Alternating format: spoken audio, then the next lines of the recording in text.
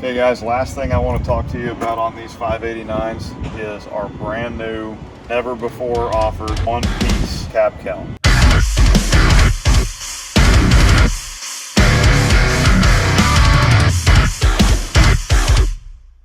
Quite a bit that went into this one. Start at the back, you can see it wraps around the back cab corner, just like what you're used to on 379s, 389s, where it completely wraps around. You can also see here it's notched out for your trucks. On a 36-inch bunk you don't have it, but your trucks that have the AC lines that run from the cab to the sleeper, it's notched out already for those. You can see it mounts just like our 680, 579 cab and sleeper panels do. Already existing bolt holes, so no drilling there. You will want to drill back here, but that's really about the only hole you're going to have to drill.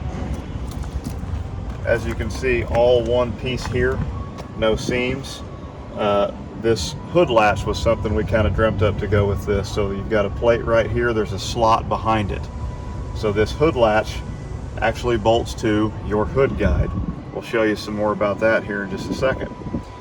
This cab cowl, of course, is attached to your cab, so it has to move up and down. So there's a slotted hole behind this that allows this cab cowl to move up and down with the cab, and your hood latch stays stationary. And there's also a brand new sliding cowl bracket behind it to support it down low here. Another thing about these, you can see this is all radiused out to match the radius on this cab. And then right here, kind of like what we started doing on the 2018 and newer cab cowls, you've got a real slight bend out here.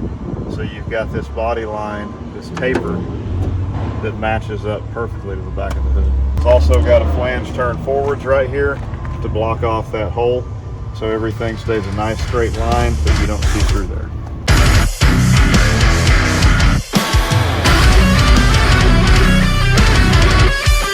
Guys, the next two things I'm going to mention on this, number one, there's an upper bracket. It goes right in behind where this hood guide is.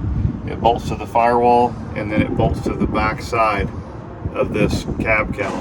So even though we're not attached here, you can see that's still good and solid there because it's bolted to the firewall just a few inches back there. The other thing that allows all this to move with the cab is our sliding cowl bracket.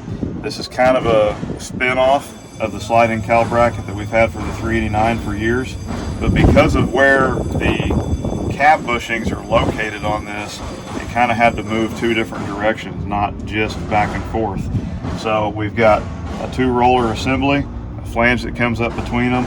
It allows the bottom of this cowl to move forwards and backwards and up and down as the cab moves, since it's bouncing up and down on air. But as you can see, it's still very solid as far as trying to move in or out. So a kit that we're pretty proud of. If you want this one-piece cab cowl look, it's a brand new offering from us. We don't have them online yet. That's coming very, very soon. But in the meantime, give us a call and we can hook you up.